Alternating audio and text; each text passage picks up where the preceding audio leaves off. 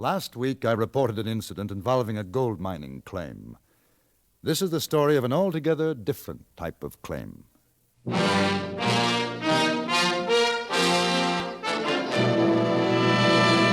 Frontier Gentlemen.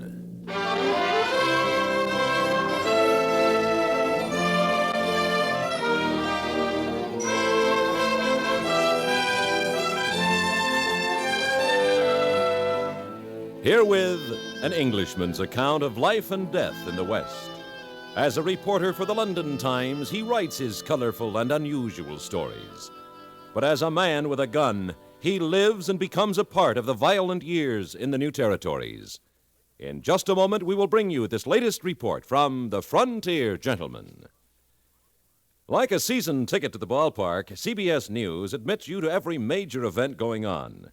Regular features like our World News Roundup, broadcast 7 mornings a week on most of these same stations, make you spectator to the most spectacular events of our time. They take you right to where the news is happening, let you learn the details from experts who've watched the news develop. Every morning on CBS Radio, join CBS News correspondents on the World News Roundup for reports from the major news centers of the world.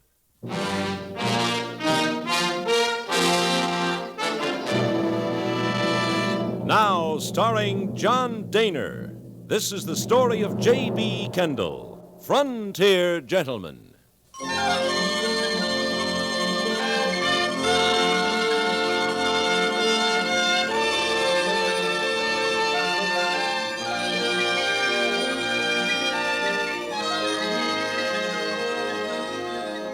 On the western shore of the Missouri River in Dakota Territory is a town called Fort Pierre.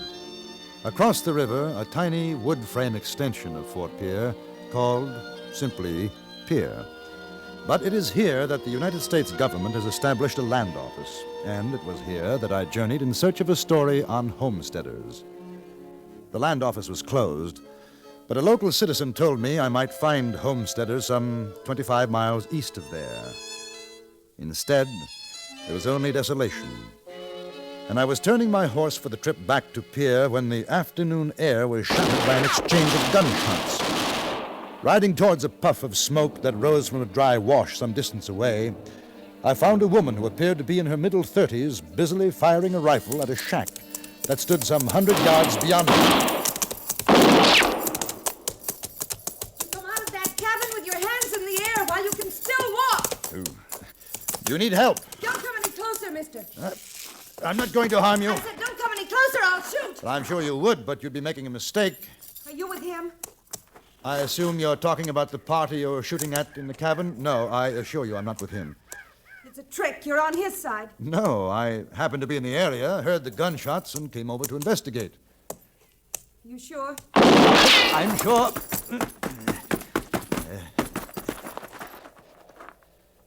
You convinced? Almost got you, didn't he? Better keep that long neck of yours down. But I'm not taking this rifle off you till I know who you are. What's your name? J.B. Kendall. What are you doing around here? I'm a writer. Mister, do you think I'm just fooling with you? No, not at all. I am a writer. I write for the London Times. I'm a correspondent. No, you don't. Keep your hands where I can see them. Miss, please believe me. If I could be of help, I want to, but a shotgun interrogation is hardly to my liking. Do you want to tell me what this is all about? I don't trust you. I'm not used to this kind of thing. People out here. Something tells me Dakota Territory is a good deal west of your home. My husband died in Massachusetts. I've just come from there. I'm sorry. You haven't told me your name. Mrs. James Danworthy, Elmira Danworthy. Mrs. Danworthy? What are you doing out here, besides trying to kill somebody? It's not a joking matter, Mr. Kendall. I didn't My husband and I came west almost a year ago. We'd seen one of those advertisements in the eastern papers. They're cheats. Advertising towns in the west that don't even exist. Yes, I've heard of that. It took all our money, which wasn't much. He'd been a soldier 4 years of war and several years after, and I was a librarian in Boston. I was 30 when I married him. I'd waited a long time for him to get his fill of the army. Then we came west, and nothing worked out. We'd paid for a house and lot in a town that didn't even exist. That was in Kansas. Well, how did you happen to come to Dakota? We wanted to get out of Kansas. We heard about this homestead land here. Kind of dry sometimes, but we liked it. I guess because we could have it. We preempted it right away and... Preempted? What? If you're 21 and a citizen, haven't borne arms against the United States, you can have 160 acres. And you've got 160 acres? If I'm living there a week from now, I have. Oh, what do you mean? You get 6 months to prove up on your land. When Jim took sick, we had 3 months more to go. I took him back to Massachusetts, but it was too late. He died there. Now you're back and somebody has moved in on your claim, is that it? Yes. I have to be living here or I lose it. I see. Well, do you know who the man is? No. I just got here today. He chased me away. Said it was his place. Have you talked to him? No. Just shooting at him? Yes. He came out several times, but I couldn't hit him. I'd kill him if I could. Jim and I worked hard for this. Why did you come back? It was to be our home. Now it was mine. It's still yours. What are you going to do? Well, first take that rifle. You're with him. You are. No. It's been a trick the whole time, all of this talk. No. Now listen to me. I'm going up and talk to him. Get down. Look out. You're not fooling me. He's just doing that. Trying to make me think he's shooting at you. You're together, stealing my land. Give me that rifle. Now, I'll kill you for tricking me. Wait. I'm going up there. I'll talk to him. Don't shoot! Don't shoot! I'll kill you! Both of you! If it's the last thing I do!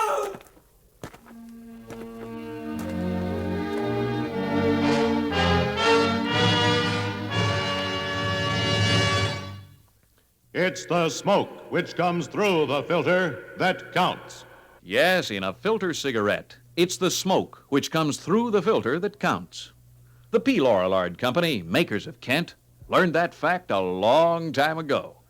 That's why research played such an important role in the development of Kent cigarettes and Kent's exclusive micronite filter.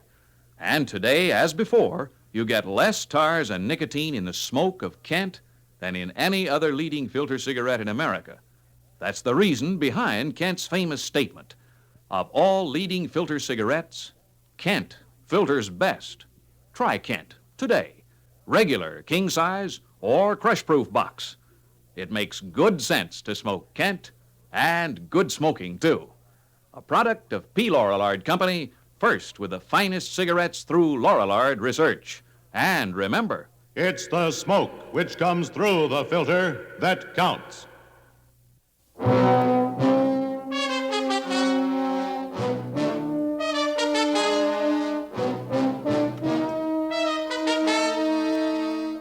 I walked toward the cabin. At any moment, I expected gunfire, but nothing happened. I was such an obvious target that my hidden adversary must have been curious as to my intent. It was with a feeling of relief that I finally confronted this stranger in the cabin, a young man, but haggard and hungry-looking. He stood in the doorway and waggled a long rifle barrel at me. Well, looky here. I got me a brave Yankee. Just dying to walk right down this squirrel gun.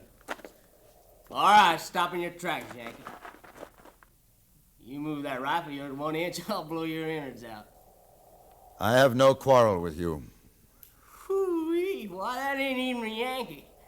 Throw down that rifle. No. I came to talk, not give up my gun. I told you, I have no quarrel with you. I can shoot you down right now. You could, and you'd never know what I have to say. Mister, you got a lot of nerve walking up here. No more than you have, taking over the lady's claim. That's what you want to say? You come here to say that? I'm asking you to leave. You got any shuck on you? Shuck? Cigarette makings, you got any? Yes. Hand them over. Is that an order or a request? I'm telling you. Did it occur to you that I may not like to take orders? That my rifle is covering you at this point? Mister, I've had every rifle in the Yankee Army on me one time or another. It don't make no do to me. Give me the makings, if you can spare it. All right. Yeah, catch. You're pretty shaky, aren't you? You been ill? No, I ain't sick. War left me that. Who's that lady? Your wife? No, just a friend. You better tell her to leave me alone. I could kill her easy, but I'd soon not. Look, you seem like a decent sort. Why don't you saddle up and ride on? This lady is a widow.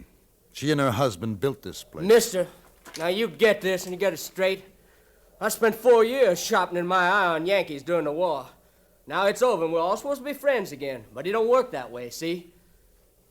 Now, I've had a saddle throwed on me in every town west of the Mississippi and north of Arkansas. I got a hole in my neck to chase the plow. But the Yankees won't let me have no land legal-like.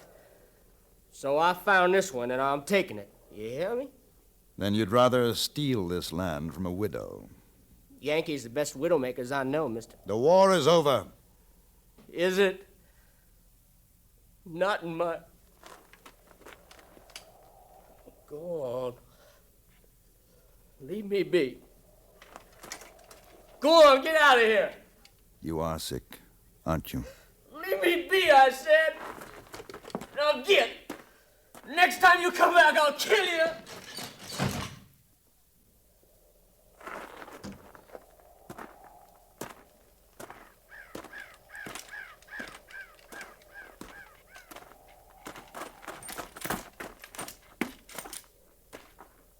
I never expected you to come back.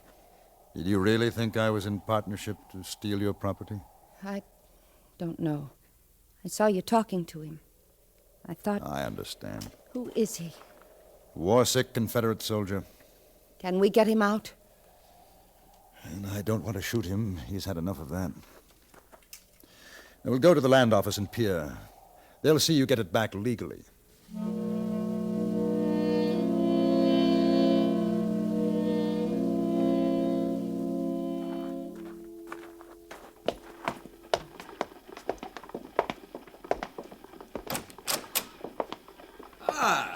Good morning, folks. Good morning. I'm Mr. Kendall, and this Now, don't tell me. This is the charming Mrs. Kendall. No, this is Mrs. Danworthy. Mrs. Danworthy. Bartley Quill, United States Land Agent par excellence, your humble servant, madam. Yes. How do you do, Mr. Quill? Now, you folks are desirous of locating a nice homestead in the area, is that correct? No, Mr. It will Quill. cost you 50 cents. I shall have my assistant, Mr. Todd, bring forward the necessary papers. If you can't read, I'll help you. Mr. Todd? Yes, sir. Mr. Quill, please listen. Your servant, sir. Yes, I know. Well, then? Yes, well, Mrs. Danworthy and her late husband already have a homestead claim some 25 miles east of here. Oh, a widow. Madam, I am sorry. Mr. Todd, never mind. Yes, sir. Mr. Kendall, maybe I'd better work this out my own way. Work what out, madam? There's a claim jumper on my property. Claim jumper. Do you mean some foul citizen has moved onto your land? Worse, into the cabin. He's taken it over. And you want him out, of course. Of course. We thought maybe you could advise us. No. As government land agent, I am not allowed to advise in these matters. Oh, I What see. you need is a land attorney, a person familiar with the law. Yes, not only familiar with it, but conversant and persuasive. Well, may I ask, are you allowed to recommend such a person? Oh, yes, indeed. Madam, your worries are over. The land attorney, Mr. Quill, you were about... Fortunately, sir, there is one in these parts, but only one. His name? Bartley Wilkinson Quill, attorney at law, Yale 54. Yes, of course, I should have known. All right, what can you do? In time, good sir, in time. Mr. Todd, bring me my book covering claim jumpers. What? I don't understand. There's no book written Oh, on... Todd.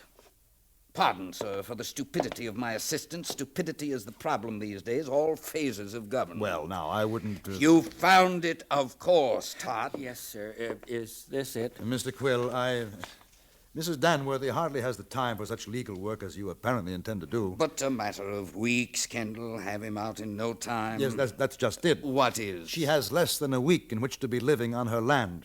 No, it has to be done quickly, now. A widow, you say? Yes. Now, madam, there will doubtless be many legal affairs of another nature to be taken care of. Wills, estate settlements, affairs in the East, perchance. Mr. Quill, it is not necessary to hang your shingle on Mrs. Danworthy's doorstep. Nor should one hide under a bushel, my dear sir. Not a chance, Mr. Quill. Sir. Thank you, Mr. Quill. You've been most entertaining, but the lady needs more instantaneous help. Do I detect a reflection Detect what you will. Good day. Just a moment, sir. I perceive that this is a matter for the sheriff. You? Your servant, sir. I'll get up a posse. Isn't that proper? A posse, Mr. Kendall. And we'll go hang the man.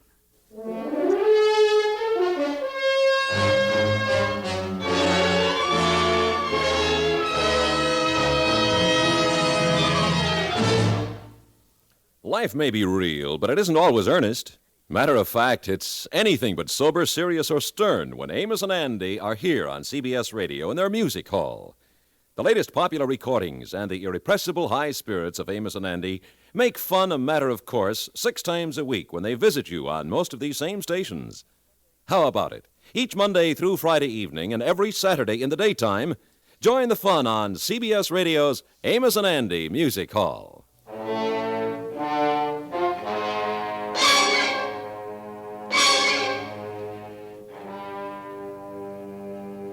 Not knowing how long Mr. Quill would take to organize his posse, I insisted Mrs. Danworthy engage a hotel room to rest. Then I went out and watched the tiny town of Pier come alive with excitement as Mr. Quill spread the word that help was needed. By noon, 20 men with horses were lounging about the land office waiting for Mr. Quill, whom I knew to be inside with his books, looking up the proper procedure for handling a posse. I felt it was a good opportunity for me to tell the men my feelings in regard to the man in the cabin. Least of all, did I want him hanged.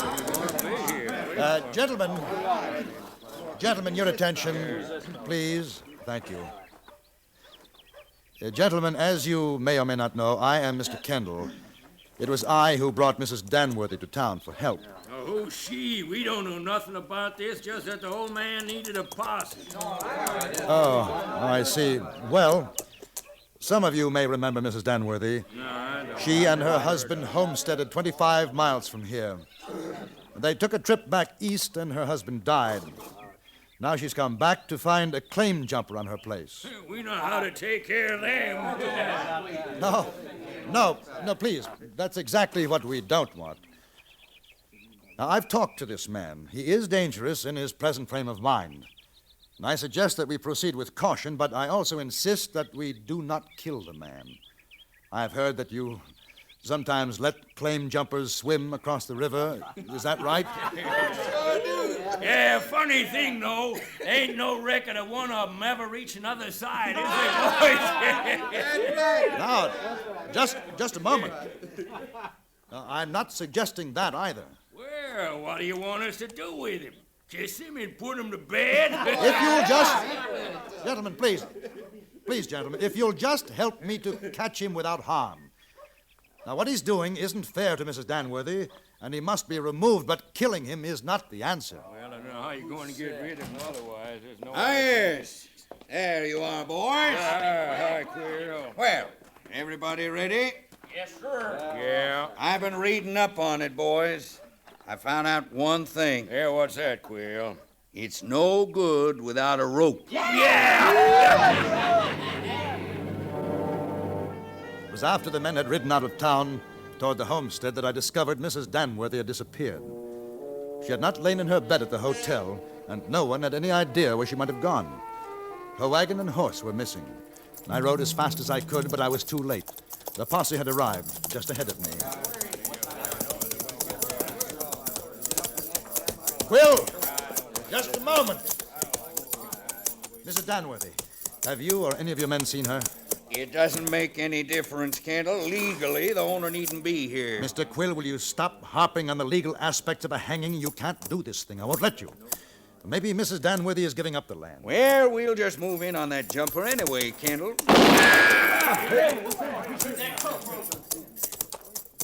I want every last one of you men off my property. Right now. Now get! Widow Danworthy, it's your friend, Mr. Quill, the attorney. Mr. Quill, I'm asking you to leave. But what about the claim jumper? We rode a long way for him. He's gone. I came back here this morning and he was gone. You'll remember me now, won't you, Mrs. Danworthy? Anytime you have any legal problems, I'll be obliged if you get off my property. Yes, ma'am. All right. We're going.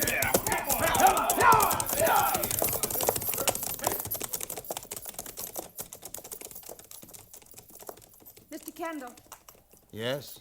would you come here, please? Yes.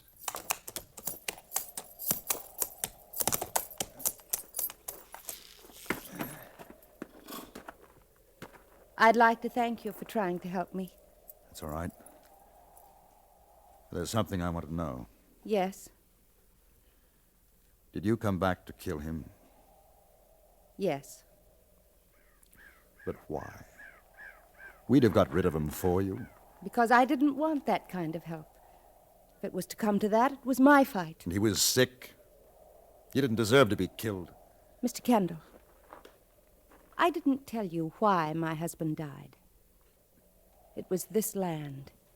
A man never worked so hard. But it killed him. No, I just couldn't let a stranger have it, could I? Where did you put his body? I didn't kill him, Mr. Kendall. You? He's inside. He doesn't know it, but he's dying of fever. He told me it first came on him in the war. Does he know you came back to kill him? No. He was helpless when I found him. He thinks I came back because you told me he was sick. No. He doesn't know.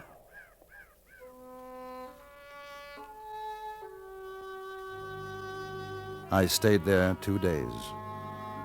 Almira Danworthy nursed him to the end. And he died, blessing her name.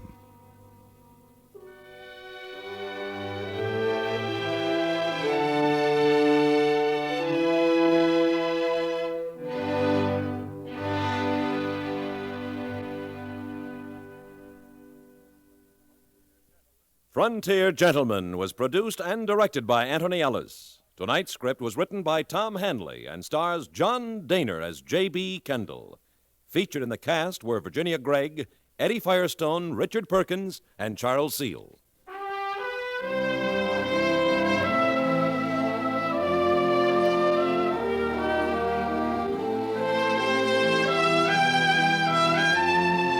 Join us again next week for another report from the Frontier Gentleman.